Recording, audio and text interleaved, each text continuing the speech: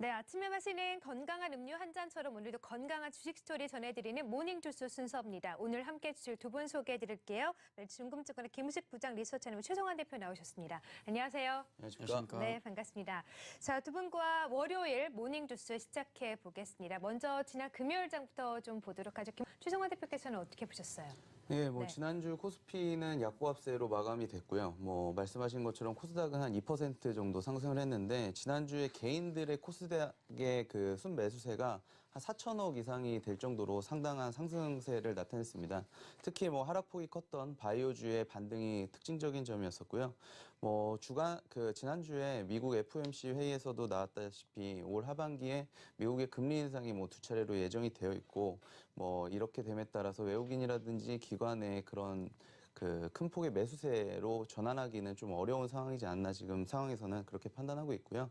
또한 무역전쟁 이슈가 계속되면서 지금 중국 위안화 절하가 계속되고 있고 매일 오전 10시 반만 되면 우리나라 증시가 상당히 좀 흔들리는 그런 변동성을 나타내는 모습을 많이 보여주고 있거든요. 네. 이런 부분에서 증시에 지금 저점을 예상해서 매수세에 본격적으로 진입하기보다는 개별 종목 이슈에 좀 집중하는 그런 투자 전략이 필요한 시점이 아닌가 이렇게 말씀드리고 싶습니다. 네, 그렇습니다. 외국인과 기관의 수급도 좀 불투명한 가운데 미중 간의 무역 분쟁 현재 진행형이기 때문에 좀 개별 종목 이슈로 좀 살펴보자라고 하시고 계시네요.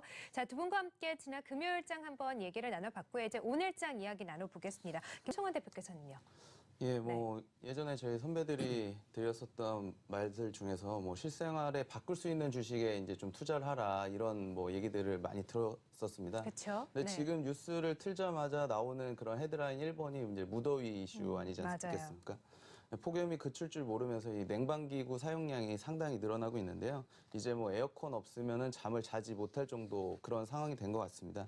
가정에서 올 7월, 8월 전기료 폭탄에 대한 우려감이 상당히 높으실 것으로 알고 있는데요. 가정용 전기에는 지금 누진제로 전기료가 부과가 되고 있지 않습니까? 에너지 절약을 유도하기 위해서 정부에서 1974년도에 도입이 됐는데 많이 쓰면 더 많은 요금을 부과해서 이 소득의 재분배를 이제 이루고자 하는 그런 복지 개념도 포함되어 있다 이렇게 말씀드릴 수 있겠고요. 지난 2016년도에 이 누진제가 기존의 6단계에서 지금 3단계로 줄어든 상황입니다. 그러면서 이제 실제적으로는 전기료의 감면이 이루어지고 있는 상황이지만 올해 같은 경우에는 무더위가 상당 부분 예상치를 초과하게 되면서 많은 가정들에서 전기료가 3단계 이상의 그런 요금을 부과가 되게 될 겁니다. 그래서 가정용 누진제를 아예 폐지해야 된다는 그런 청와대의 그 청원이 좀 빗발치고 있는 그런 상황이고요. 과거서부터 이 상업용 전기 그리고 교육용 전기 그리고 산업용 전기 같은 경우에는 이 개시별 요금제라고 해서 정해진 고정료율로 이제 부과가 되고 있었는데 왜 가정용에만 이런 누진제가 부과가 되느냐 하는 그런 형평성의 논란이 상당 부분 있었습니다.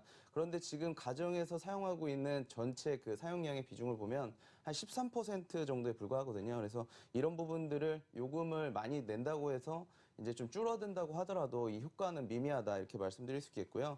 전체적으로 산업용 전기가 한 56%로 가장 많은 부분 차지하고 있다 이렇게 말씀드릴 수 있겠습니다. 그래서 지금 누진제를 폐지 얘기가 많이 나오고 있는데 이 누진제를 폐지하고 산업용 같이 개시별 요금제로 가기 위해서는 이 스마트 계량기로 전부 다 교체를 해야 됩니다. 그렇게 교체가 되어야지 이제 몇 시대에 얼마만큼 그 전기를 사용할 수 있는지 체크가 되기 때문에 요금을 부과할 수가 있거든요. 네. 그래서 이 그 스마트 계량기 AMI의 교체 시장이 이제 본격화될 거다라고 말씀드릴 수 있겠고 이미 2013년도에 한전에서는 이 스마트 계량기를 1조 7천억이나 들여서 전국망을 만들려는 그런 계획이 있었거든요. 그런데 네. 지금까지 보급된 대수가 전체 2,400만 가구 중에 680만 가구 정도밖에 되질 않습니다. 지금 30%가 채 안 되는 수준이기 때문에 앞으로 이런 교체 작업이 본격화될 거다. 그리고 2020년까지 계획이 세워져 있는 게 있기 때문에 그런 부분에서 한 1조 원 정도가 투자되는 그런 신규 시장이 만들어질 거다라는 부분들이 오늘의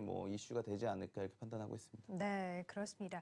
폭염이 계속해서 지속이 되고 있는 가운데 냉방기구 사용량이 점점 늘어나고 있잖아요. 그렇기 때문에 누진세 폐지 여부를 주목을 해보시면서 이 스마트 계량기 교체 수요도 있기 때문에 관련된 업종, 관련된 종목 지켜보자고 하시네요. 자, 두 분과 오늘장 이슈 함께 살펴봤고요. 그러면 이런 이슈 가운데 또 여러분들이 주목할 만한 종목은 어떤 종목이 있는지 한번 보겠습니다. 최성환 대표께서는요. 예, 뭐 앞서서 말씀드렸었던 이 스마트 계량기 교체와 관련된 그런 업종으로 준비를 해봤는데요.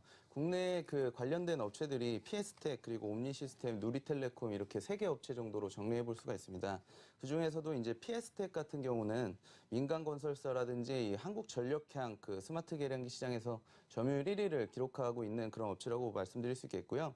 PS텍 같은 경우에는 지난해 183만 대 정도의 이런 계량기 그 생산량을 가지고 있습니다. 반면에 옴니 시스템 같은 경우는 뭐 한 140만 대, 그리고 누리텔레콤 같은 경우에는 100만 대 정도 수준의 생산량을 확보를 하고 있고요. 그리고 영업이익률 수준으로 봤었을 때도 PS텍 같은 경우에 지난해 뭐 15.8% 정도의 영업이익률을 기록을 했고요. 네. 그리고 옴니 시스템 같은 경우에는 4%가량, 누리텔레콤은 3%가량의 영업이익률을 기록했습니다. 그래서 이런 부분들을 봤었을 때 PS텍이 이런 그 스마트 계량기 교체 작업에서 상당 부분 수혜를 나타낼 수 있을 거다, 이렇게 말씀드릴 수 있겠고요. 이미 1분기에 상당 부분 어닝 서프라이즈가 나오면서 실적이 좀 많이 좋아지는 모습을 보여주고 있거든요.